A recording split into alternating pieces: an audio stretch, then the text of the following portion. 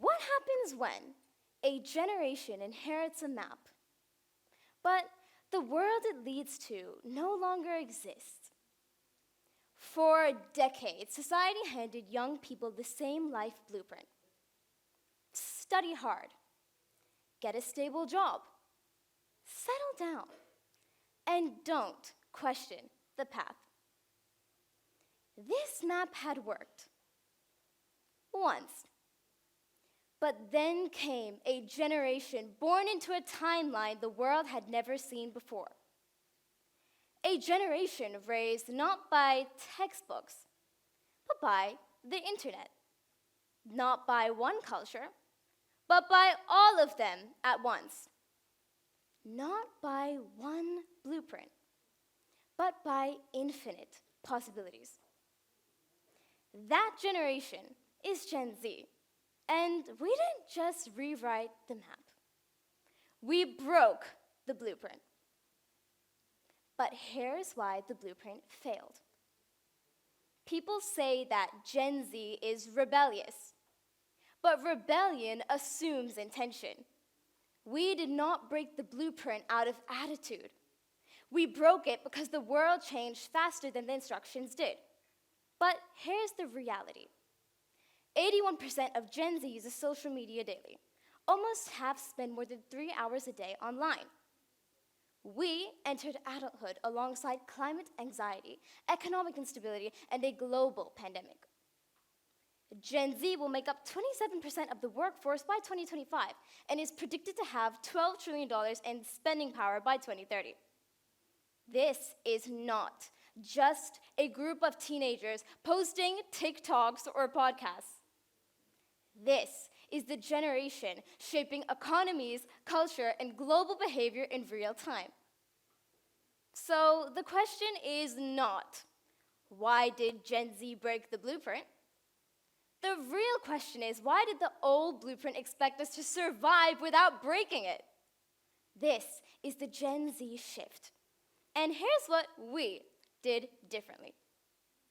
Firstly, we changed the definition of success. The old definition was simple. Money plus stability equals success. Gen Z flipped it. Purpose plus wellness plus freedom equals success. For the first time in history, a generation said aloud, "My mental health matters more than your job description." And employers, institutions, and governments are scrambling to keep up. Secondly, we made creativity a currency. We turned a bedroom into a studio. We turned a phone into a production house. We turned an idea into a career. One teenager can make a brand sell out in hours. One creator can shape a political conversation. One viral video can change an industry. Gen Z doesn't fit into culture. Gen Z is the culture. Third, we replaced silence with honesty. Previous generations called mental health private. Gen Z calls it necessary. We normalized therapy. We normalized boundaries. We normalized choosing ourselves. This is not fragility. This is awareness. However, there's backlash. And here's what the critics don't see. We have been called lazy, sensitive, entitled, too online, too opinionated. But here's what the critics forget. We are sensitive because we are aware. We are online because the world lives there. We are opinionated because we inherited problems that we did not create. And lazy. We are the generation with more side hustles, more entrepreneurs, more creators, and more self-learners than any generation before us. So maybe the world isn't ready for us. But the world needs us. Gen Z broke the blueprint, but breaking it is just the first step. Now comes the real challenge. What will we build instead? Will we create workplaces that actually support human beings?